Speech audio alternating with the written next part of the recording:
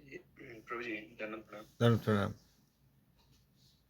इससे तो प्रश्न नहीं है, लेकिन कुछ और टॉपिक है, मैं क्या पूछ सकता हूँ? वो श्री कृपा जी का उपदेश समित पढ़ा था ना, तो उसमें एक प्रश्न है, वो उसमें कुछ कंफ्यूजन है। हाँ जी, बोलिए। इसमें जो प्रश्न था वो विवृत्ति कहा के बोले, तो उसमें एक पॉइंट आता है कि বিবৃতি নেই, বিবর্ত। विबोर, अच्छा विबोर, तो हाँ हाँ, বলুন। तो उसमें जैसे मौन चेतनाभास, इसका अर्थ क्या था प्रभु जी? चेतनाभास means what is a mind? চেতন আত্মা, চেতন আত্মা। মন চেতনাভাস, দে চেতন বিহীন। হ্যাঁ, চেতন বস্তু আত্মা, আর স্থূল শরীর ক্ষিতীয়প্তেজ মরুদ্গমের যে স্থূল শরীর, সেইটি চেতনবিহীন, তার মধ্যে কোনো চেতনতা নেই। ও জড়বস্তু, সম্পূর্ণরূপে জড়বস্তু। হাত, আঙুল, পা, চোখ, মুখ সব জড়বস্তু, এর মধ্যে কোনো চেতনতা নেই। আর মাঝখানে যে সূক্ষ্ম শরীর, মন, বুদ্ধি, অহংকার, সেখানে মন চেতনের আভাস, চেতন নয় কিন্তু আভাস। আবার সম্পূর্ণরূপে এই স্থূল শরীরের মতো একদম চেতনবিহীন নয়। রাত্রির অন্ধকার, মনে করুন মধ্যরাত্রি অন্ধকার, আবার দিনের বেলায় যখন সূর্য মধ্য গগনে দুপুর 12টার দিকে, তখন সূর্য রয়েছে, সব আলো। আর মাঝখানে যে সূর্যের আভাস পাওয়া যায় সূর্যোদয়ের আগে, সূর্যোদয় এখনো হয়নি, সানরাইজ হয়নি, তার আগে সূর্যের আভাসেই আলোক এসে গেছে। আর ওই মধ্যরাত্রির মতো ঘুরঘুটি অন্ধকার নেই, ডার্কনেস নেই। আবার এখন সূর্য এখনও দেখা দেননি, অতএব ওই দুপুরবেলায় যেরকম সূর্যের তেজ থাকে সেটাও নেই। কিন্তু সূর্য আসছেন, তাতে এই সূর্যোদয়ের আভাসেই আলোকিত হয়ে গেছে, পৃথিবীর এই অংশ আলোকিত হয়ে গেছে, এটাকে আভাস বলা হয়। অতএব মন চেতন বস্তু নয়, আবার একবারে শরীরের মতো জড়বস্তুও নয়, এর মাঝামাঝি, এর মধ্যে একটা আভাস রয়েছে। এই জন্য মনকে চেতনাভাস বলা হয়েছে। It has some consciousness, mind has some consciousness, but not 100%, just like a soul, but some percent. আভাস, অ্যাপিয়ার্স টু বি। হ্যাঁ, মানে দেখুন, আমার যদি হাতের যে আঙুলটা রয়েছে এখন নড়ছে, কাজ করতে পারছে, এখন যদি পুরো আঙুলটা কেটে যায় এবং বাইরে পড়ে থাকে, এর মধ্যে আর কোনো জীবন নেই, এর মধ্যে আর কোনো জীবন, একদম জড়বস্তু। এই শরীরের সঙ্গে যুক্ত আছে এবং শরীর এখন জীবিতবৎ, কারণ আত্মা রয়েছে, এখনও মৃত্যু হয় না এই শরীরের। এই জন্য শরীরটা জীবন্ত লাগছে, কিন্তু এই প্রত্যেকটি অঙ্গ প্রত্যঙ্গ সব জড়বস্তু দিয়ে তৈরি, ক্ষিতীয়প্তেজ মরুদ্গম দিয়েই তৈরি। কিন্তু মন ওই রকম জড়বস্তু নয়, আবার মনের মধ্যে প্রকৃত চেতনতাও নেই, অর্থাৎ এই চিদনু আত্মাই একমাত্র চিদনু, মন চিত নয়। মন এই জগতেরই, এই ব্রহ্মাণ্ডেরই, মন এই ব্রহ্মাণ্ডেরই বস্তু, কিন্তু এর মধ্যে ওই চেতনের আভাস আছে, অর্থাৎ যেন চেতন এটা মনে হয়, চেতনের কিছু প্রবৃত্তি বা গুণ এর মধ্যে রয়েছে, কিন্তু এটা চেতন নয়। তাকেই আভাস বলা হয়, যার মধ্যে সেই বস্তুর কিছু গুণ প্রকাশিত আছে বলে মনে হয়, কিন্তু আসলে সেটা চেতন নয়। মানে সূর্যোদয় হচ্ছে, এখনো সূর্য দেখা দেয়নি, কিন্তু আলোকিত হয়ে গেছে। সুতরাং এটাকে একবারে দিনের বেলা বলা যায় না, আবার একদম ঘনান্ধকার রাত্রিও নয়। দিনের বেলা নয়, কারণ সূর্য এখনো প্রকাশিত হননি, সূর্যকে দেখা যাচ্ছে না, কিন্তু আলো এসে গেছে। সেই রকমই মন, কনসাসনেস কথাটা তো ইংরাজির একটা কথা, চেতনটাকেই কনসাসনেস বলে ইংরেজিতে বলা হয়েছে, কিন্তু আসলে কনসাসনেস বললেও আমাদের যে চিদ বস্তু সেটার মধ্যে নেই, কারণ ইংরাজির কনসাসনেস শব্দটা, ইংরাজি ভাষায় যারা এইসব বর্ণনা করেছেন তাদের তো চিদ বস্তু সম্বন্ধে ধারণা নেই, তাদের ধারণা স্বর্গ পর্যন্ত, এমনকি মহাজনতপ সত্যলোক, তারপর ব্রহ্মাণ্ডের বাইরে যে বিরজা ব্রহ্মলোক, সিদ্ধলোক, সেসবেরও ধারণা নেই, তারা ওই স্বর্গ পর্যন্ত। স্বর্গকেই ডিভাইন বলেন, যে ডিভাইন কথাটা আছে না, দিব্য। ইংরেজিতে ডিভাইন, যারা ইংরাজি ভাষা নিয়ে চর্চা করেন, এইসব বস্তু নিয়ে চর্চা করেন, তাদের ভাষায় ইংরাজি ডিভাইন মানে ওই স্বর্গ পর্যন্ত। অতএব ডিভাইন বললেও দিব্য বা বৈকুণ্ঠীয় হতে পারে না। তবুও এই ভাষায় সবচেয়ে কাছাকাছি শব্দ ডিভাইন, সেরকম সবচেয়ে কাছাকাছি শব্দ কনসাসনেস। এদের কাছে কনসাসনেস মানে ওই মনেরই ভাবনা, কিন্তু শুদ্ধ বৈষ্ণবগণ যে চেতনতা বলেন সেটা কনসাসনেস নয়। অতএব আত্মা যখন বহির্মুখ হয়, তারপর ব্রহ্মাণ্ডে মহামায়াদেবী নিয়ে আসেন, প্রথমেই আত্মার চারিদিকে একটা বেড়া দেন, সেটা হচ্ছে এই মন বুদ্ধি অহংকারের বেড়া। এই ব্রহ্মাণ্ডের চারিদিকে 8টি বলয় আছে: মন, বুদ্ধি, অহংকার, ক্ষিতি, অবতেজ, মরুদ্গম। এই অহংকার অর্থাৎ আমি ভোগী, বুদ্ধি অর্থাৎ আমি ভোগ করব, আর মন হচ্ছে আমি এইভাবে এই সব ভোগ করতে চাই, ভোগের ইচ্ছা।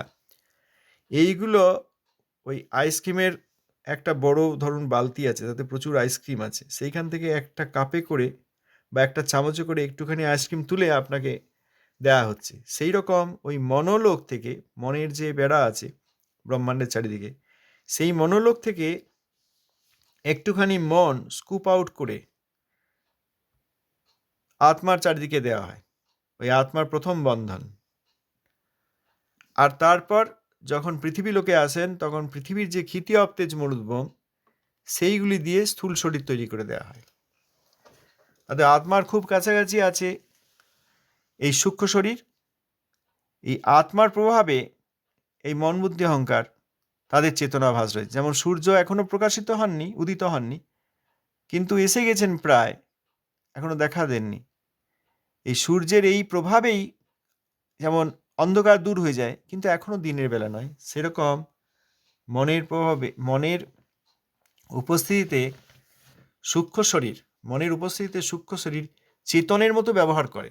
যে মন যে বলছেন আমি এটা চাই, আমি এটা খেতে চাই, আমি ওখানে যেতে চাই, এইসব যে ইচ্ছাগুলো রয়েছে, এইগুলো চেতনের আভাসের জন্য হয়েছে। কারণ চোখ এগুলো ভাবতে পারে না, হাত এগুলো ভাবতে পারে না, আমাদের অঙ্গগুলো, কিন্তু মনের মধ্যে এই সব ভাবনাগুলো রয়েছে। এবার আমি ঘুমাবো, এবার আমি খাবো, এবার আমি বেড়াতে যাব, এবার আমি এই শব্দটা শুনবো। এই যে ইচ্ছাগুলো করতে পারছে, কারণ চেতনের আভাস। সেই জন্য প্রাকৃত ইচ্ছাময় যত সব এই ধারণাগুলি এবং আকাঙ্ক্ষাগুলি, এগুলো চেতনের আভাসের জন্য হচ্ছে।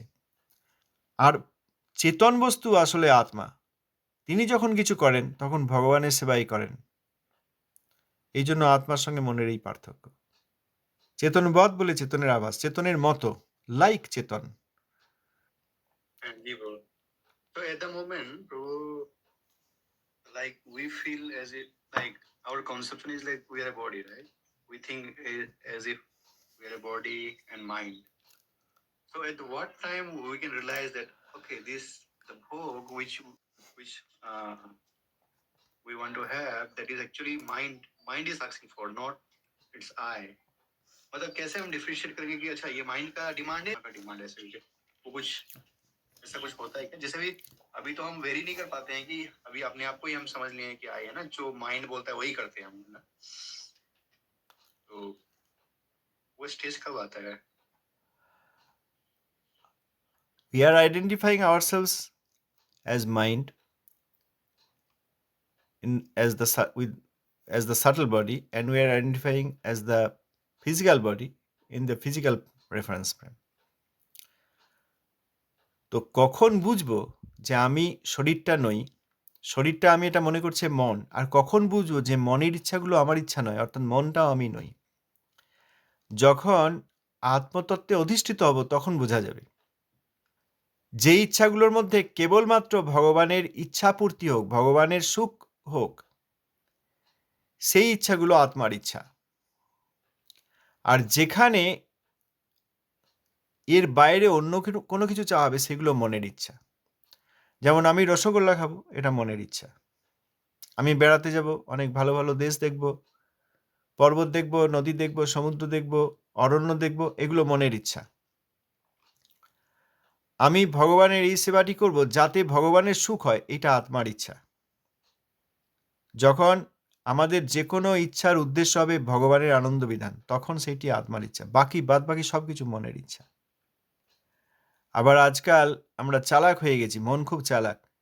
যখন একটু এই ভগবত কথা শ্রবণ করা হয়, ভগবত ধামে যাওয়া হয়, ভগবত ভক্তের সঙ্গ করা হয় বাহ্যত, তখন মন বুঝে নেয়, ও বুঝতে পেরেছি, তা আমি কীর্তনের দ্বারা নিজের প্রতিষ্ঠা সংগ্রহ করব, এটাও মনের ইচ্ছা। আমি কীর্তনের দ্বারা ভগবানের আনন্দ বিধান করব, এটা আত্মার ইচ্ছা। বেশিরভাগ লোক তো কীর্তন, হরিকথা শ্রবণ ইত্যাদি কিছুই করে না।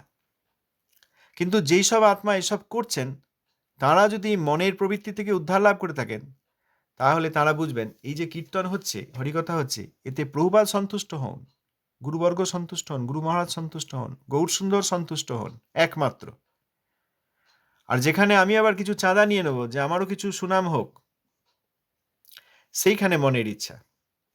লাভ পূজা প্রতিষ্ঠা চাইলেই সেটা মনের ইচ্ছা। আর ভগবানের সুখ ছাড়া আর কিছুই চাই না যেসব আগ্রহগুলি, ইচ্ছাগুলির মধ্যে বা কার্যগুলির মধ্যে, সেইটি আত্মার ইচ্ছা। তাহলে কি করে বুঝবো? উদ্দেশ্যটা খুব ভালো করে যদি ভিতরে গিয়ে দেখা হয়, মন বুঝতে দেবে না। মন খুব চালাক। না, এই তো করছি, এই তো তুমি করছো, ভগবানের সেবা করছো, এটা বুঝিয়ে দেবে। মনকেও ডিফাই করে এগিয়ে গিয়ে বুঝতে হবে যে আমাদের যা কিছু করছি, যা কিছু ভাবছি, এর মধ্যে ভগবানের সুখ হোক এই ইচ্ছা আছে কিনা। যদি থাকে তাহলে সেটা আত্মার ইচ্ছা। তিনি আত্মতত্ত্বে প্রতিষ্ঠিত হয়েছেন। যদি তা না থাকে, অন্য কিছু থাকে, তাহলে আবার ওই আত্মবৃত্তির ঢং করে মন আমাদেরকে ঠকিয়ে দিচ্ছে। বলতে পারলাম? হ্যাঁ প্রভু, ঠিক আছে। যদি আমরা মনে করি, দেখুন, যে আচ্ছা কিছুক্ষণ আমরা হরিকথা আদি শুনবো, কারণ আমরা মুক্তি চাই, এও এক অনর্থ হয়ে গেল। এও মনের ইচ্ছা। এতদিন খুব ভোগ করলাম, আর ভালো লাগে না, কারণ এই শরীরে কষ্ট, মনে কষ্ট, সমাজে অসুবিধা, আবার একটা দেহ হবে, জন্ম হবে, দরকার নেই, মুক্তি চাই। তাহলেও হরিকথা শ্রবণের যে উদ্দেশ্য, ওই মুক্তিকামী হয়ে গেলাম, এটাও মনের ইচ্ছা। মন মুক্তি চায়। মন যেমন ভোগ করতে চায়, তেমনি মন বৈরাগ্যও অনেক সময় চায়। মনই ভোগী হয়, মনই ত্যাগী হয়। এই ভোগ ত্যাগ দুটোই ত্যাগ করে এখন প্রভুপাদের কথা শুনবো। প্রভুপাদ কি সন্তুষ্ট হচ্ছেন? তিনি কি স্মিতহাস্যে হাসছেন? তিনি কি তির্যক নয়নে দেখছেন? তিনি কি আমাকে অঙ্গীকার করেছেন? এই ইচ্ছা থাকলে তখন আত্মতত্ত্বে অধিষ্ঠিত হয়ে আমরা শ্রবণ কীর্তন করছি। আর আমি মুক্তি চাই বা প্রতিষ্ঠা চাই বা একটু শান্তি চাই, সংসারে অনেক অসুবিধা, চলো 40 মিনিট একটু অন্যান্য কথা আলোচনা করে আসি, এই ধরনের ইচ্ছা হলে সেইটি হচ্ছে মনের ইচ্ছা। মন আমাদেরকে ঠকিয়ে দিচ্ছে, কারণ চেতনাভাস, মনের শক্তি আছে। এই জন্য মন দেহের উপরে। ইন্দ্রিয়াণি পরান্নাহুর ইন্দ্রিয়েভ্য পরং মনঃ মনসস্তু পরাবুদ্ধি বুদ্ধির্য পরতস্তু স। গীতায় শ্রীকৃষ্ণচন্দ্র বলেছেন, ইন্দ্রিয়গুলি সূক্ষ্ম, তার চেয়েও সূক্ষ্ম হচ্ছে মন। মনের চেয়েও সূক্ষ্ম বুদ্ধি, তার চেয়েও সূক্ষ্মতম হচ্ছে আত্মা। অতএব ইন্দ্রিয় ভোগ করতে চায়, আর মন সেই ভোগের ভোগাধিপতি। এই জন্য এই চেতনাভাস মনের দ্বারা আমরা বঞ্চিত হয়ে যাচ্ছি। ঠিক আছে প্রভু, ধন্যবাদ। ধন্যবাদ। গুরু দীক্ষা, এইখানেই আমাদের সব সমস্যা তৈরি হয়ে গিয়েছে। এখানে গুরু মহারাজ যে কথা লিখলেন, প্রভুপাদের শিষ্যবুদ্ধি না করে, শিষ্যগণকে শিষ্যবুদ্ধি না করিয়া গুরুপাদ পদ্ম হইতে প্রাপ্ত বস্তুর অধিকারী জ্ঞানে পূজ্য বুদ্ধিতে দেখিতেন এবং শিষ্যদিওকেও প্রভু সম্বোধন করিতেন। ইহা অপেক্ষা মানব ধর্মের প্রকৃষ্ট উদাহরণ আর কি হইতে পারে? এই রকম গুরু যেখানে পাওয়া যাবে, প্রভুপাদের আচরণ এবং শিক্ষার প্রতিচ্ছবি প্রকৃত রূপে যেখানে পাওয়া যাবে, সেইখানে গুরু হিসেবে গ্রহণ করলে মঙ্গল হবে। আর যে কোনো জায়গায় করলে নিজেকে ঠকানো হবে। এত সুন্দর করে এই কথাটি বলা কোথাও দেখা যায় না। প্রথম বান্ধব। এইরকম হলে আর সেবা নেওয়া যাবে না। শিষ্য একটু সেবা করছে, আহা করুক, এও বলা যায় না। শিষ্য পরম গুরুদেব অর্থাৎ আমার গুরুদেবের সেবা করছেন, তখন তিনি প্রকৃত গুরু। আমার গুরুদেবের সেবায় নিযুক্ত হোক। প্রত্যেক কাজে, কথায়, ব্যবহারে, আচার ব্যবহারে যখন দেখা যায়, তখন তিনি প্রকৃত গুরু। আর মাঝখানে সেবা নিলে তিনি কিছুতেই, তিনি ওই প্রথম বর্ণের উকার লোপ পাওয়া। বৈষ্ণব বংশ থেমে যাবে যদি গুরুর কার্য না করেন, অর্থাৎ দীক্ষাদি না দেন। আবার দীক্ষা দিলেই অবৈষ্ণব হয়ে যাবেন। দীক্ষা দিয়েও যদি কেউ তার মধ্যে গুরুভাব না থাকে, তবে তিনি তখনও বৈষ্ণব আছেন। প্রভুপাদ লিখেছেন, যদি বৈষ্ণব গুরুগিরির কার্য না করেন, তবে পারমার্থিক বৈষ্ণব বংশ থামিয়া যায়। আবার যদি গুরুর কার্য করেন, তবে অবৈষ্ণব হইয়া যান। দুটোই কি করে করা যায়? শ্রৌতপন্থা এই জগতে প্রবাহিত থাকুক, এবং যিনি শ্রৌতপন্থা প্রবাহিত রাখবেন, অর্থাৎ যিনি গুরুর কাজ করবেন, তিনি অবৈষ্ণব হয়ে না যান। এই দুটোই কি করে সম্ভব? সেখানে হচ্ছে যে গুরু যদি মনে করেন আমি গুরু, তাহলে তার প্রথম বর্ণের উকারটা লোপ পায়।